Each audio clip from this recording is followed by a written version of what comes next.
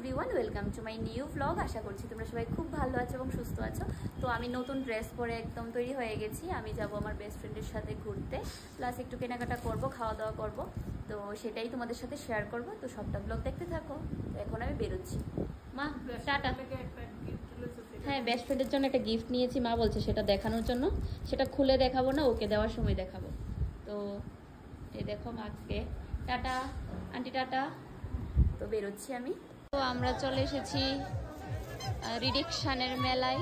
শকুন্তলা কি ভিড়, আর আমার বান্ধবী দেখো কি অবস্থা। এত ক্রাউড দেখে বুঝতেই পারছো, প্রচন্ড ভিড়। আর এখান থেকে আমরা ফুল নিচ্ছি একজন স্পেশাল মানুষের জন্য, স্পেশাল ফুল, কিন্তু মানুষটাকে বলবো না। তো আমরা অনেক কিছু কেনাকাটা করেছি। কেনাকাটা করে আমরা রিস্কায় উঠে পড়েছি একটা ভাইরাল একটা ক্যাফেতে যাওয়ার জন্য। তো কোন ক্যাফে আশা করছি তোমরা দেখলেই বুঝতে পারবে, তার জন্য সবটা ব্লগ দেখতে থাকো। তো আমরা চলে এসেছি সেই ভাইরাল ক্যাফেতে। তো এটা কোনটা আশা করছি তোমরা বুঝে গেছো, কালিলা। তো চলো উপরে যাওয়া যাক।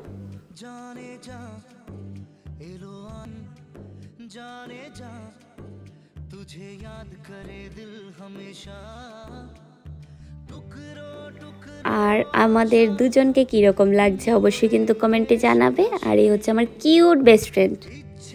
তো আমরা অনেকগুলি সিঁড়ি অতিক্রম করে চলে আসলাম ক্যাফেতে। তো এইখানে দেখো সামনেই একটা মিরর রাখা আছে, তো সেটাতে আমরা দুজন মিলে বেশ অনেকগুলি ফটো তুলেছি। তারপর আমরা চলে আসলাম একদম উপরের জায়গাটায়। আর এখানে খুব ভালো লাগছিল। আর সেদিনের ওয়েদারটাও একদম ভালো ছিল, ঠান্ডা ঠান্ডা ওয়েদার, বাতাস ছিল, মানে ভীষণ ভালো লাগছিল।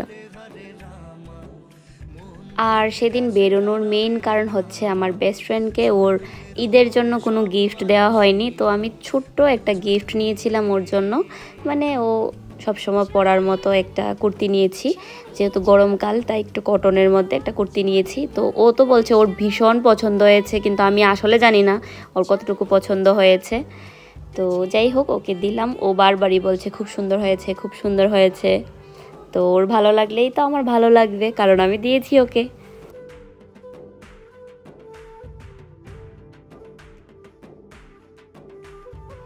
তারপর আমরা আমাদের খাবার দাবার অর্ডার দেওয়ার পর আমরা বেশ অনেকগুলি রিলস তারপর ফটো তুলেছি। তো জায়গাটা খুব সুন্দর ছিল, তাই অনেকগুলি ফটো তুলেছি, রিলস বানিয়েছি। তো তোমরা কারা কারা এসেছো কমেন্টে জানাবে। তারপর দেখো আমাদের ফ্রেশ লাইম সোডা চলে আসলো। এটা খেতে খেতে আমরা দুজন মিলে অনেক গল্প করেছি। বেস্ট ফ্রেন্ডের সাথে বেরোলে যেটা হয় গল্প আড্ডা, সেটাই বেশি হয়। তো এইখানে দেখো এটা হচ্ছে সেই ভাইরাল জায়গাটা যেখানে সবাই এসে সেলফি তুলে মানে ইনস্টাগ্রাম বলো ফেসবুক বলো একদম ভরিয়ে দিয়েছে। তো আমরা খাওয়া দাওয়া কমপ্লিট করে বেরিয়ে পড়েছি এবার। আর বেরিয়ে দেখো এখানে আমি একটু ভিডিও করছিলাম। খুব ভালো একটা টাইম স্পেন্ড করেছি, ভীষণ ভালো লেগেছে। তো কিরকম লেগেছে তোর বল? আজকে কিন্তু ও ট্রিট দিয়েছে আমাকে, অনেক কিছু খাওয়া দাওয়া করেছি, সেগুলো ব্লগে দেখাবো না কারণ আমি ভিডিও তুলতে ভুলে গেছি।